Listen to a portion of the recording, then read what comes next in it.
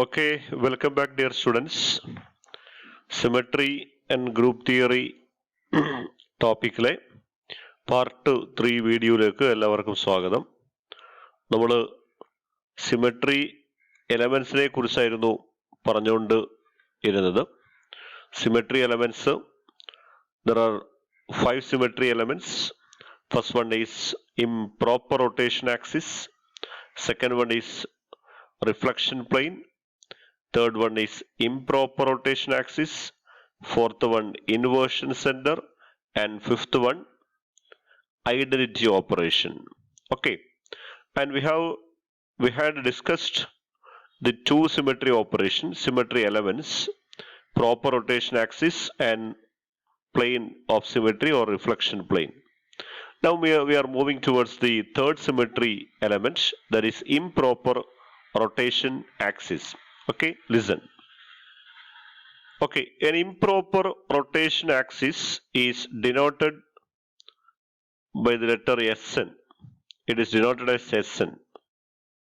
Okay, proper rotation axis we are denoted as Cn. Improper rotation axis is denoted as Sn. Actually, it is a product or combination axis. It actually is a product of two operation, combination of two operation. Okay, and that is it contains two operation, that is rotation and reflection. Together forms the improper rotation axis. Okay, that is why it is also called rotation reflection axis. That is, it contains two operation. First we are rotating and then reflecting in a plane perpendicular to the rotation axis. That is, we can read here, that is, if rotation of a molecule about an axis through a certain angle followed by reflection in a plane perpendicular to the axis gives an equivalent configuration, the axis is called improper rotation axis or rotoreflection axis. That is, improper rotation axis is the one in which we are rotating the molecule by an axis through by a certain angle, followed by reflection in a plane perpendicular to the rotation axis, and if doing so, if we get a configuration indistinguishable from the original, we can say that the molecule has an improper rotation axis. That is, actually Sn is the product of Cn and the sigma h. Okay, that is, first we are doing Cn, that is a proper rotation, followed by we are doing sigma h. Okay, that is rotating the molecule through a certain angle, followed by reflection in a plane perpendicular to the rotation axis, and by doing these two operations together, if we get an indistinguishable configuration, we say that the molecule has an improper rotation axis. So improper rotation axis is a combination of proper rotation and reflection. That is why it is known as rotoreflection axis. Clear? Are you clear? Okay, then we move towards the example. The first case is, if a Cn and sigma h present independently, then Sn will exist in all such molecule. Okay, that is, if there is a Cn and the sigma h perpendicular to the Cn axis present independently, that is, if there is a Cn and sigma h independently present, then it should always contain Sn axis. For example, in the case of BF3, we know that BF3 has a C3 axis and a sigma h. Right? This is BF3 molecule. Can you see this? And actually this axis is, or I can draw here, this is BF3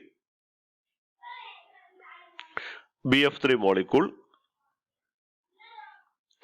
Okay, we can mark it as F1, F2, F3. And we know that it has a C3 axis. We already know. And it is a planar molecule, and sigma h is also present independently. Okay, C3 and sigma H present independently. So as a combination of C3 and sigma H also present. Okay. അതായത് sigma ഇതിന് C3 axis ഉണ്ട്, അതേപോലെ sigma എച്ചും independent ആയിട്ടുണ്ട് അല്ലെ. ഇത് നമ്മൾ C3 ചെയ്തിട്ട് sigma H ചെയ്താലും സെയിം കോൺഫിഗറേഷൻ ആണല്ലോ. C3 ചെയ്താൽ തന്നെ സെയിം കോൺഫിഗറേഷൻ. C3 എന്ന് പറഞ്ഞാൽ എന്താ?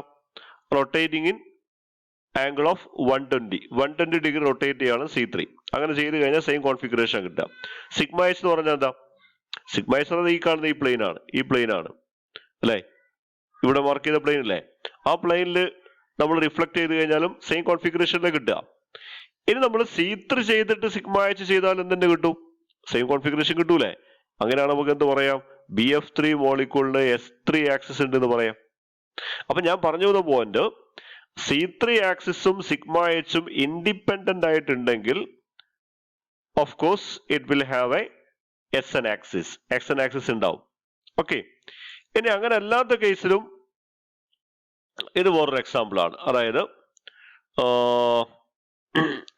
ഒരു സ്ക്വയർ പ്ലാനാർ XeF4 പോലെ, അല്ലെങ്കിൽ സൈക്ലോബ്യൂട്ടൈൻ, ഇത് സൈക്ലോബ്യൂട്ടൈൻ ആണ്, സൈക്ലോബ്യൂട്ടൈൻ പോലത്തുള്ള ഒരു സ്ക്വയർ പ്ലാനാർ മോളിക്യൂൾ. ഇത് നമുക്കറിയാം there is A C4 axis and sigma H. C4 sigma H ഉണ്ട്, പ്ലാനാർ അല്ലേ, അപ്പൊ ഇതിന് S4 ഉണ്ടാവും. അതായത് XeF4 പോലത്തെ മോളിക്യൂളിന് XeF4 has a C4 and sigma H present independently. C4 ഉം സിഗ്മ എച്ചും ഇൻഡിപെൻഡന്റ് ആയിട്ടുണ്ട്, അതുകൊണ്ട് ഇതിന് S4 ഉണ്ടാവും. ഓക്കെ. ഇനി ഇങ്ങനെ അല്ലാത്ത കേസ്, അതായത് ഇപ്പൊ ഞാൻ പറഞ്ഞെന്താ, CN ഉം സിഗ്മ എച്ചും ഇൻഡിപെൻഡന്റ് ആയിട്ടുണ്ടെങ്കിൽ SN എന്തായാലും അവിടെ പ്രസന്റ് ആയിരിക്കും. ഇനി അല്ലാത്ത കേസ് എടുത്താല് ഇതിപ്പോ ഇത് നമുക്ക് ഒഴിവാക്കാം. ഇവിടെ ഇതും നേരത്തെ പറഞ്ഞ കേസാണ്, ഈത്തൈന്റെ എക്ലിപ്സ്ഡ് കോൺഫർമേഷൻ. ഇതാണ് ഈത്തൈന്റെ എക്ലിപ്സ്ഡ്. ഇവിടെയും C3 ഉം it has a C3 axis and a perpendicular sigma h plane. So S3 axis, ഈത്തൈന്റെ എക്ലിപ്സ്ഡ് കോൺഫർമേഷന് S3 ആക്സിസ് ഉണ്ട്. കാരണം ഇതിനെന്തുണ്ട്? ഇങ്ങനെ ഒരു C3 ആക്സിസും പിന്നെ ഒരു സിഗ്മ എച്ചും ഇൻഡിപെൻഡന്റ് ആയിട്ടുണ്ട്. ഇനി നമ്മൾ ഈത്തൈന്റെ സ്റ്റാഗേർഡ് കോൺഫർമേഷൻ നോക്കുക. നമ്മള് സ്റ്റാഗേർഡ് കോൺഫർമേഷൻ ഓഫ് ഈത്തൈൻ ഞാൻ ഇങ്ങനെ വരക്കുന്നു. ന്യൂമാൻ പ്രൊജക്ഷൻ ഫോർമുലയിൽ വരച്ചാല് ഹൈഡ്രജൻ, ഇത് ഫ്രണ്ട് കാർബണിലുള്ള ഹൈഡ്രജൻ, നമുക്കതിനെ H1 H2 S3 എന്ന് മാർക്ക് ചെയ്യാം. ഇനി ബാക്ക് കാർബണിലുള്ള ഹൈഡ്രജനെ ഞാൻ ഇതിൽ കാണിക്കാം, ബ്ലൂവിൽ കാണിക്കാം. ഓക്കെ. ബാക്ക് കാർബണില് ഇവിടെ ഇത് 3 H ഉണ്ട്. Okay, we can mark it S H4 H5 H6. Okay. ഇവിടെ ഞാൻ C3 ചെയ്യാൻ വേണ്ടി പോവാണ്. ഇതിന് ഇൻഡിപെൻഡന്റ് ആയിട്ട് C3 ഉണ്ടോ എന്ന് നമുക്കൊന്ന് ചെക്ക് ചെയ്യാം. ഇൻഡിപെൻഡന്റ് ആയിട്ട് ഇതിന് C3 ഉണ്ടോന്ന്. C3 ചെയ്താല് എന്താ കിട്ടുക? Okay, we can draw like this.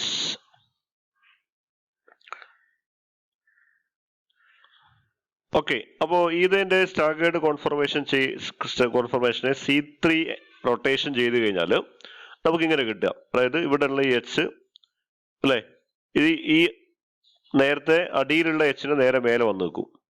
ഈ അടിയിലുള്ള H ഇവിടത്തേക്ക് എത്തി അല്ലെ, ഈ മേലുള്ള H ഇതിന്റെ പൊസിഷന്റെ ഈ അടിയിലുള്ള Hന്റെ മേലെ. ഓക്കെ. അതേപോലെ അങ്ങനെ ചേഞ്ച് ചെയ്യും. ഇത് സെയിം കോൺഫിഗറേഷൻ ആണോ? ഇത് സെയിം ആണോ? അല്ല അല്ലെ. അപ്പൊ ഇതിന് C3 ആക്സസ് ഇല്ല. ആർക്ക്? സ്റ്റാഗേർഡ് കോൺഫർമേഷൻ ഓഫ് ഈതൈന് as a no C3 axis. C3 ഇല്ല, കാരണം C3 ചെയ്ത് നമുക്ക് സെയിം കോൺഫിഗറേഷൻ ആണ്. നോക്കിയാൽ തന്നെ അറിയാം രണ്ടും ഡിഫറെന്റ് ആണ്. ഇനി ഞാൻ ഇതിനിവിടെ സിഗ്മ എച്ച് ചെയ്യുന്നു. സിഗ്മ എച്ച് എന്ന് പറഞ്ഞാൽ എന്താ? സിഗ്മ എച്ച് എന്ന് പറഞ്ഞാല് okay, reflection in A plain perpendicular rotation axis. ഇതാണ് നമ്മുടെ C3 ആക്സിസ്. C3 ആക്സിസ് പറഞ്ഞാല് ഇതിനെ പാസ് ചെയ്യുന്ന പ്ലെയിൻ ആണ് അല്ലെ. C3 ആക്സിസ് ഏതാണ്? ഈ സെൻട്രൽ കാർബണിലൂടെ നടുക്കൂടി ഇങ്ങനെ പാസ് ചെയ്യുന്ന പ്ലെയിൻ ആണ്, സോറി ആക്സിസ് ആണ് ഇത് C3 ആക്സിസ്. അപ്പൊ അതിന്റെ പെർപെൻഡിക്കുലർ പ്ലെയിൻ എന്ന് പറഞ്ഞാല് ഇത് ഫ്രണ്ട് കാർബൺ, ഈ ഡോട്ട് ഫ്രണ്ട് കാർബൺ, ഈ സർക്കിൾ ബാക്ക് കാർബൺ ആണല്ലോ.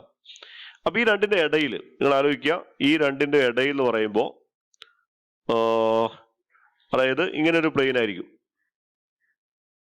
ഈ പ്ലെയിന് ഈ ഫ്രണ്ട് കാർബണിന്റെയും ബാക്കിലെ കാർബണിന്റെയും നടുക്ക ഉണ്ടാവുക എന്ന് പറയാം. ഏത് വന്നാല് ഇതായിരിക്കും പ്ലെയിന്. ഇതാണല്ലോ ശരിക്കും പറഞ്ഞാൽ സ്റ്റാഗേർഡ് ചെയ്തെന്ന് പറയുന്ന സാധനം ഇതാണല്ലോ അല്ലേ. അപ്പൊ ഈ ഒരു പ്ലെയിന്, ഈ നടുക്ക്, ഈ രണ്ട് ബോണ്ടിന്റെ നടുക്ക്, ഈ രണ്ട് കാർബണിന്റെ നടുക്കുള്ള ഒരു പ്ലെയിന്.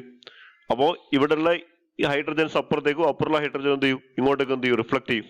എന്ന് പറഞ്ഞാൽ അടിയിലുള്ള ഹൈഡ്രജൻ മേലേക്കും മേലുള്ള ഹൈഡ്രജൻ താഴേക്കും എന്ത് ചെയ്യും, റിഫ്ലക്ട് ചെയ്യപ്പെടും സിഗ്മൈസ് ചെയ്താൽ. അപ്പൊ എങ്ങനെ ഉണ്ടാവും, ഇങ്ങനെ വരക്കാം. ഓക്കെ,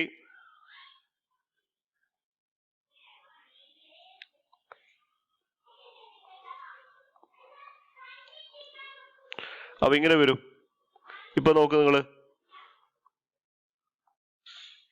ഓക്കെ, അപ്പോ ഈ മേലുള്ള ഈ നീലുള്ള എച്ച്, സോറി അടിയിലുള്ള ഈ നീല കളറുള്ള എച്ച് മേലേക്ക് എത്തി അല്ലെ, ഈ എച്ചും മേലേക്ക് എത്തി, ഈ എച്ചും എന്ത് ചെയ്തു, മേലേക്ക് എത്തി, കണ്ടില്ലേ.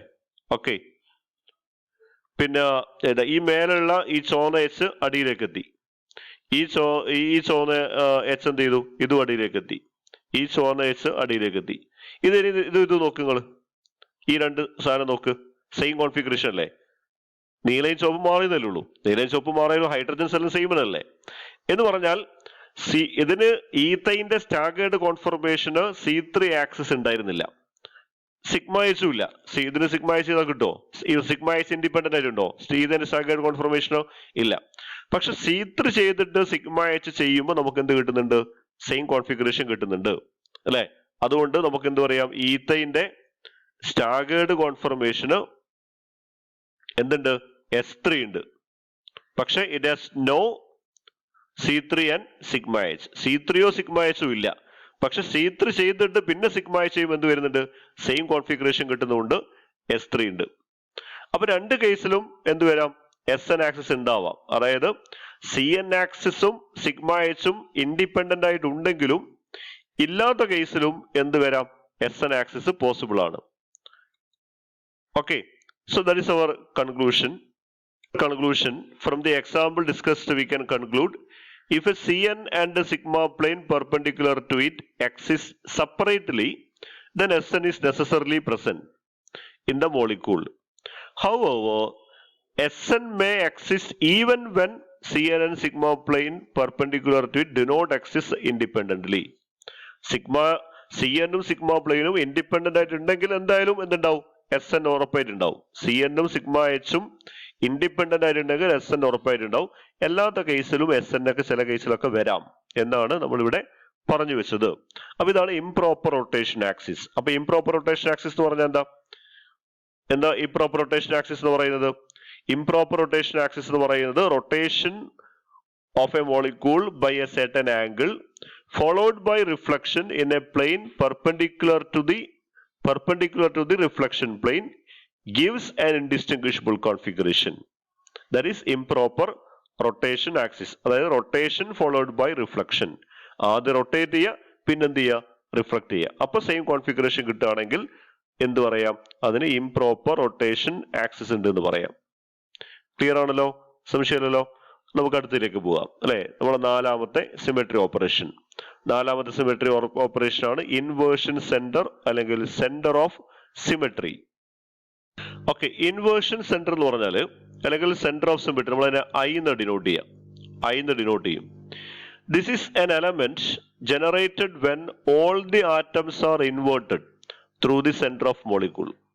മോളിക്യൂളിന്റെ സെന്ററിൽ വെച്ചിട്ട് എല്ലാ ആറ്റംസും എന്ത് ചെയ്യുക, ഇൻവേർട്ട് ചെയ്യുക എന്ന് പറഞ്ഞാൽ നേരെ ഓപ്പോസിറ്റ് സൈഡിലേക്ക് ഇൻവേർട്ട് ചെയ്ത് കഴിഞ്ഞാൽ സെയിം കോൺഫിഗറേഷൻ കിട്ടുകയാണെങ്കിൽ നമുക്ക് എന്ത് പറയാം, ആ മോളിക്യൂളിൽ സെന്റർ ഓഫ് സിമെട്രി ഉണ്ട്, അല്ലെങ്കിൽ സെന്റർ ഓഫ് ഇൻവേർഷൻ ഉണ്ട്, അല്ലെങ്കിൽ ഇൻവേർഷൻ സെന്റർ ഉണ്ട് എന്ന് പറയാം. അല്ലെങ്കിൽ വേറെ രീതിയിൽ പറഞ്ഞാൽ, if A straight line from any atom in molecule projected through the centre of the molecule encounters an equivalent atom equidistant from the center. അതായത് നമ്മളൊരു സ്ട്രെയിറ്റ് ലൈൻ വരക്കുന്നു, ഒരു പെർട്ടിക്കുലർ ആറ്റത്തിൽ നിന്ന് സ്ട്രെയിറ്റ് ലൈൻ വരക്കുന്നു അല്ലെ, സെന്ററിലേക്ക് വരക്കുക. സെന്ററിന് അത് എന്ത് ചെയ്യുക, പ്രൊജക്ട് ചെയ്യുക, അതിന്റെ ഓപ്പോസിറ്റ് സൈഡിലേക്ക് അതേ ഡിസ്റ്റൻസ് പ്രൊജക്ട് ചെയ്ത് കഴിഞ്ഞാൽ അതേ ഡിസ്റ്റൻസിൽ അതേപോലത്തെ ഒരു ആറ്റത്തെ എൻകൗണ്ടർ കാണുകയാണെങ്കിൽ മീറ്റ് ചെയ്യുകയാണെങ്കിൽ നമുക്ക് ആ മോളിക്യൂൾ എന്തുണ്ടെന്ന് പറയാം, ഒരു സെന്റർ ഓഫ് സിമെട്രി എന്ന് പറയാം. ഫോർ എക്സാമ്പിൾ, ഇപ്പൊ ഞാനൊരു എക്സാമ്പിൾ എടുക്കാം. ഇപ്പോ 1,2-ഡൈക്ലോറോഎത്തീൻ ഇതിന്റെ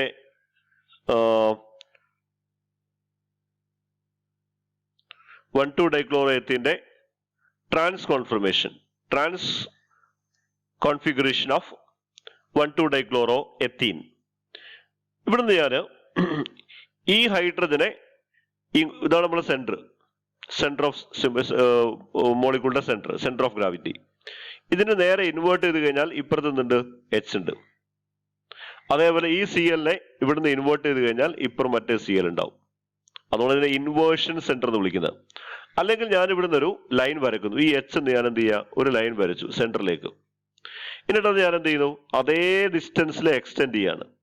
അപ്പൊ അതേപോലത്തെ ഒരു ആറ്റത്തെ എനിക്ക് മീറ്റ് ചെയ്യാം. അത് ഏതെങ്കിലും ഒരു ആറ്റം പോലെ എല്ലാ പോയിന്റ് നിന്ന് വരക്കുമ്പോൾ അങ്ങനെ കിട്ടണം. അതേപോലെ ഈ സി എല്ലിന് ഇങ്ങനെ വരച്ചു, സെന്ററിലേക്ക് എത്തി, അവിടുന്ന് എക്സ്ട്രാപ്പുലേറ്റ് ചെയ്ത് കഴിഞ്ഞാൽ, പ്രൊജക്ട് ചെയ്ത് കഴിഞ്ഞാൽ നമുക്ക് അതേപോലത്തെ ഒരു സി എല്ലിന് കിട്ടും. സ്ട്രൈറ്റ് ലൈനെ വരിക, ഞാൻ വരക്കുമ്പോൾ ചെറിയ വ്യത്യാസം നോക്കണ്ട. സ്ട്രൈറ്റ് ലൈൻ വരക്കുമ്പോൾ വേറൊരു സി എല്ലിനെ മീറ്റ് ചെയ്യാം. അപ്പൊ ഇതിനെന്തുണ്ട്, സെന്റർ ഓഫ് സിമെട്രി ഉണ്ട്, ഐ ഉണ്ട് എന്ന് പറയാം അല്ലെ. നേരെ മറിച്ച് ഈ 1,2-ഡൈക്ലോറോഎത്തീന്റെ സിസ് കോൺഫർമേഷൻ ആണെങ്കിലോ, സിസ് കോൺഫിഗറേഷൻ ആണെങ്കിലോ, ഇതാണ് സിസ് അല്ലെ. ഈ കേസിൽ നമ്മൾ ഈ സി എല്ലിനെ ഇൻവേർട്ട് ചെയ്ത് കഴിഞ്ഞാൽ ഇപ്പുറത്ത് സി എൽ ഉണ്ട്, ഇവിടെ എച്ച് എൽ ഉള്ളത്. അതേപോലെ ഈ എച്ചിനെ ഇങ്ങോട്ടേക്ക് ഇൻവേർട്ട് ചെയ്ത് കഴിഞ്ഞാൽ ഇവിടെ സി എൽ അല്ലേ ഉള്ളത്. അല്ലെങ്കിൽ നമ്മൾ ഇവിടുന്ന് ഒരു ലൈൻ വരച്ചു സെന്ററിൽ, ഇതാണ് സെന്റർ, പ്രൊജക്ട് ചെയ്തു, ഇവിടെ സി എൽ ആണ്, ഇവിടെ എച്ച് എൽ ഉള്ളത്. അതേപോലെ ഈ എച്ച് എന്ന് വരച്ചാൽ ഇവിടെ സി എൽ അല്ലേ ഉള്ളത്. അപ്പൊ ഇതിനെന്തില്ല, it has no centre of symmetry. ഇതിന് സെന്റർ ഓഫ് സിമെട്രി ഇല്ല. ആർക്ക്, 1,2-ഡൈക്ലോറോഎത്തീന്റെ സിസ്, ഇത് സിസ് അല്ലേ, സിസ് കോൺഫിഗറേഷന് സെന്റർ ഓഫ് സിമെട്രി ഇല്ല. ട്രാൻസിന് എന്തുണ്ട്, സെന്റർ ഓഫ് സിമെട്രി ഉണ്ട്. ഓക്കെ, അപ്പോ this centre point is called, ആ സെന്റർ പോയിന്റ് നമ്മൾ എന്താ പറയാ, സെന്റർ ഓഫ് സിമെട്രി അല്ലെങ്കിൽ centre of inversion or inversion centre എന്ന് പറയാം. അപ്പോൾ ഇവിടുത്തെ സിമെട്രി ഓപ്പറേഷൻ എന്ന് പറയുന്നത് ഇൻവേർഷൻ ആണ്. നമ്മൾ ഈ സാധനത്തെ ഇങ്ങോട്ടേക്ക് ഇൻവേർട്ട് ചെയ്യാം അല്ലെ. സിമെട്രി എലമെന്റ് എന്ന് പറഞ്ഞാൽ ഈ സെന്റർ ആണ്. അപ്പൊ ഇതിനെ സെന്റർ ഓഫ് സിമെട്രി എന്ന് പറയാം, സെന്റർ ഓഫ് ഇൻവേർഷൻ എന്ന് പറയാം, അല്ലെങ്കിൽ ഇൻവേർഷൻ സെന്റർ എന്നൊക്കെ പറയും. ഓക്കെ, അപ്പൊ ഇത്രയേ ഉള്ളൂ. We are drawing a line from a particular point or a particular atom towards the center and projecting in the opposite side.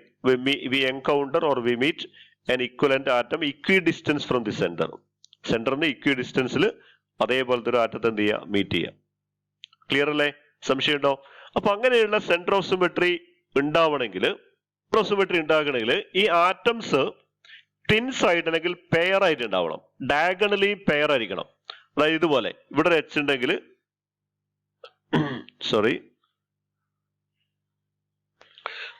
ഇതുപോലെ, അതായത് ഇവിടെ ഒരു എച്ച് ഉണ്ടെങ്കിൽ അതിന്റെ ഡയഗണൽ ആയിട്ട് അതിന്റെ ഒരു പെയർ ഉണ്ടാവണം. അതേപോലെ ഇവിടെ ഒരു സി എൽ ഉണ്ടെങ്കിൽ ഡയഗണൽ ആയിട്ട് അതിന്റെ ഒരു പെയർ ഉണ്ടാവണം. ഇങ്ങനെയുള്ള കേസിൽ മാത്രമേ എന്തുണ്ടാവുള്ളൂ, സെന്റർ ഓഫ് സിമെട്രി ഉണ്ടാവുള്ളൂ. നമുക്ക് കൂടുതൽ എക്സാമ്പിൾ നോക്കാം. ഇപ്പോ ഫോർ എക്സാമ്പിൾ അസറ്റിലീന്റെ ഷേപ്പ് എന്താ, CH ട്രിപ്പിൾ ബോണ്ട് CH അല്ലെ, ഇതല്ലേ അസറ്റിലീൻ. അപ്പോ ഇതാണ് ഇതിന്റെ സെന്റർ ഓഫ് സിമെട്രി. അപ്പൊ ഞാൻ ഇവിടുന്ന് ഒരു ലൈൻ വരക്കുന്നു, ഈ എച്ച് നിന്ന് ഒരു ലൈൻ വരക്കുന്നു, ഇവിടെ എത്തി, നീട്ടി വരച്ചു കഴിഞ്ഞാൽ അതേ ഡിസ്റ്റൻസിൽ എന്ത് ചെയ്യും, വേറൊരു എച്ച് ഉണ്ട്. അതായത് ഈ എച്ചിന് നേരെ സെന്റർ ഓഫ് സിമെട്രിക്ക് ഇൻവേർട്ട് ആയിക്കൊണ്ട് ഒരു പെയർ ഉണ്ട്. ഈ കാർബൺ ഇവിടെ ഒരു കാർബൺ ഉണ്ട്. അപ്പൊ ഇതിനെന്തുണ്ട്, അസറ്റിലീന് സെന്റർ ഓഫ് സിമെട്രി ഉണ്ട്, ഐ ഉണ്ട്. അതേപോലെ വേറൊരു എക്സാമ്പിൾ പറയുകയാണെങ്കിൽ ഇപ്പൊ ബെൻസീൻ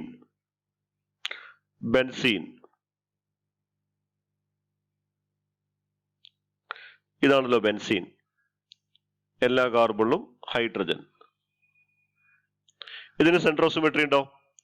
ഓഫ് കോഴ്സ് എന്തായാലും ഉണ്ടാവും. അതായത് നമ്മൾ ഈ എച്ചിനെ ഇൻവേർട്ട് ചെയ്ത് കഴിഞ്ഞാൽ ഇപ്പുറത്തെ ഒരു എച്ച് ഉണ്ട്, ഈ എച്ചിനെ ഇൻവേർട്ട് ചെയ്യുമ്പോൾ ഇവിടെ ഒരു എച്ച് ഉണ്ട്, ഈ എച്ച് ഇൻവേർട്ട് ചെയ്യുമ്പോൾ ഇവിടെ ഒരു എച്ച് ഉണ്ട്. അല്ലെങ്കിൽ ഞാൻ നേരത്തെ പറഞ്ഞ പോലെ ഇവിടുന്ന് ഇതാണ് ഇതിന്റെ സെന്റർ, ഈ എച്ച് ഒരു ലൈൻ ഇവിടെ വരച്ചു, ഇങ്ങോട്ടേക്ക് എക്സ്റ്റെൻഡ് ചെയ്ത് കഴിഞ്ഞാൽ ഇവിടെ എച്ചിനെ മീറ്റ് ചെയ്യാം. ഇവിടുന്ന് ഇങ്ങനെ വരച്ച് ഇതിങ്ങോട്ട് ചെയ്ത് കഴിഞ്ഞാൽ എച്ചിനെ മീറ്റ് ചെയ്യാം. ഈ എച്ചിൽ നിന്ന് വരച്ചു എക്സ്റ്റെൻഡ് ചെയ്ത് കഴിഞ്ഞാൽ ഇവിടെ എച്ചിനെ മീറ്റ് ചെയ്യാം. അപ്പോൾ it also has A centre of symmetry. Clear ആണല്ലോ, സംശയമില്ലല്ലോ. ഓക്കെ, ഇനി ശരിക്കും പറഞ്ഞാൽ സെന്റർ ഓഫ് സിമെട്രി നമ്മൾ ചെയ്യുന്നത്, ശരിക്കും ഇതിനെ കോർഡിനേറ്റ് ചേഞ്ച് ചെയ്യുക. XYZ കോർഡിനേറ്റ് I ചെയ്യുന്ന സമയത്ത് -x -y -z ആയിട്ട് മാറും. കോർഡിനേറ്റ് നേരെ ഇൻവേർട്ട് ചെയ്യപ്പെടും. XYZ ഈ ഒരു പൊസിഷന്റെ ഒരു ആറ്റത്തിന്റെ കോർഡിനേറ്റ് നേരെ ഇൻവേർട്ട് ചെയ്യുമെന്ന് പറയുമ്പോൾ കോർഡിനേറ്റ് സൈൻ മാറും. -x -y -z ആവും. ഓക്കെ, ഈഥൈന്റെ സ്റ്റാഗേർഡ് കോൺഫർമേഷൻ. ഈഥൈന്റെ സ്റ്റാഗേർഡ് കോൺഫർമേഷൻ നമുക്ക് വേണമെങ്കിൽ ഇങ്ങനെ വരക്കാം. ഇതാണല്ലോ സ്റ്റാഗേർഡ് കോൺഫർമേഷൻ ഓഫ് ഈഥൈൻ. ഈഥൈന്റെ സ്റ്റാഗേർഡ് കോൺഫർമേഷൻ. അപ്പൊ വരച്ചു നോക്കുക. ഇതാണ് ഇതിന്റെ സെന്റർ. ഇവിടെ നമ്മൾ വരക്കുക. ഇവിടെ എത്തി എക്സ്ട്രാപ്പുലേറ്റ് ചെയ്ത് കഴിഞ്ഞാൽ സെയിം എച്ച് വരും അല്ലെ. അതേപോലെ ഇവിടുന്ന് വരച്ചു കഴിഞ്ഞാൽ ഇവിടെ അതിന്റെ പാർട്ട്ണർ ഉണ്ട്. ഈ എച്ചിന് അതിന്റെ പാർട്ട്ണർ ഇവിടെ ഉണ്ട്. ഇവിടുന്ന് ഇങ്ങനെ വരച്ച് എക്സ്ട്രാപ്പുലേറ്റ് ചെയ്ത് കഴിഞ്ഞാൽ എച്ച് വരും. അപ്പോൾ ഈഥൈന്റെ സ്റ്റാഗേർഡ് കോൺഫർമേഷൻ ഉണ്ട്, ഐ ഉണ്ട്, സെന്റർ ഓഫ് സിമെട്രി ഉണ്ട്. ക്ലിയർ ആണല്ലോ, സംശയമില്ലല്ലോ. Okay, this is our last symmetry element, that is identity element E. It's very interesting. This is a doing nothing operation. Okay, ഇവിടെ നമ്മൾ ഒന്നും ചെയ്യേണ്ട. അതായത് എല്ലാ മോളിക്യൂൾസിനും ഉള്ള ഒരു സിമെട്രി എലമെന്റ് ആണ് ഇത് ഐഡന്റിറ്റി എലമെന്റ്. ഇവിടെ നമ്മൾ ഒന്നും ചെയ്യേണ്ട ആവശ്യമില്ല.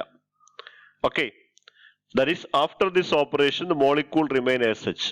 മോളിക്യൂൾ അങ്ങനെ തന്നെ ഉണ്ടാവും എന്ന് പറഞ്ഞാൽ we are doing nothing here. It's a trivial symmetry element. Okay, every molecule has a identity element. എന്ന് പറഞ്ഞാൽ നമ്മുടെ മാത്സിൽ നമ്മൾ 1 എന്ന് പറയുന്ന നമ്പറിന്റെ ഫംഗ്ഷൻ എന്താണോ അതേപോലെ സിമെട്രിയിൽ ഗ്രൂപ്പ് തിയറിയിൽ ആ റോള് ഏറ്റെടുക്കുന്ന ഒരു സിമെട്രി എലമെന്റ് ആണ് ഇത് ഐഡന്റിറ്റി എലമെന്റ് ഇ എന്ന് പറയുന്നത്. We are doing nothing here. That is, every molecule has an identity element. Okay, this situation can be viewed in two ways. അല്ലെ, നമ്മൾ ഒന്നും ചെയ്യാതിരിക്കുന്നതിന്റെ വിഷമം മാറാൻ വേണ്ടിയിട്ട് നമുക്ക് വേണമെങ്കിൽ ഇങ്ങനെ പറയാം, rotate the molecule by 360 degree. ഒന്നും ചെയ്യുന്നില്ല എന്ന് പറയുമ്പോൾ നമുക്ക് ചിലപ്പോൾ ഇതെന്താ പരിപാടി തോന്നൂലേ. അതുകൊണ്ട് നമുക്ക് വെറുതെ എന്ത് ചെയ്യാം, മോളിക്യൂളിനെ 360 ഡിഗ്രി റൊട്ടേറ്റ് ചെയ്യാം. 360 ഡിഗ്രി റൊട്ടേറ്റ് ചെയ്ത് കഴിഞ്ഞാൽ എല്ലാ മോളിക്യൂളും എന്ത് കിട്ടും, സെയിം കോൺഫിഗറേഷൻ കിട്ടൂലേ അല്ലെ. അപ്പൊ അതൊന്നും ചെയ്യാതെ തുല്യം തന്നെയാണ് അല്ലെ. അല്ലെങ്കിൽ we are doing anything to the molecule നമ്മൾ ഒന്നും ചെയ്യുന്നില്ല. അല്ലെങ്കിൽ rotate by 360 degree. Rotate by 360 degree means we are doing nothing. അതുകൊണ്ട് തന്നെ ഇറ്റ് ഇസ് എ എന്താണ് trivial symmetry element. Every molecule has a identity element. Okay, this is trivial and is important as other symmetry elements. Okay, ഇവിടെ ഒന്നും ചെയ്യുന്നില്ല ഇത് important അല്ല. It's very important symmetry element. We need this symmetry element in our group theory purposes. Okay, every molecule has this element and it coexists with identity of the molecule. That is, this element is coexist with the identity of the molecule, hence the name identity element. ആ മോളിക്യൂളിന്റെ ഒരു identity ആണ് എല്ലാ മോളിക്യൂൾസിനും ഉണ്ടാവും. അതുകൊണ്ട് അതിനെ identity element എന്ന് വിളിക്കുന്നത്. This is denoted by the symbol E, the first letter of the German word iron heat. Identity എന്നതിന്റെ ഒരു ജർമ്മൻ വേർഡ് ആണ് iron heat. അങ്ങനെയാണ് E എന്ന് കൊടുത്ത്.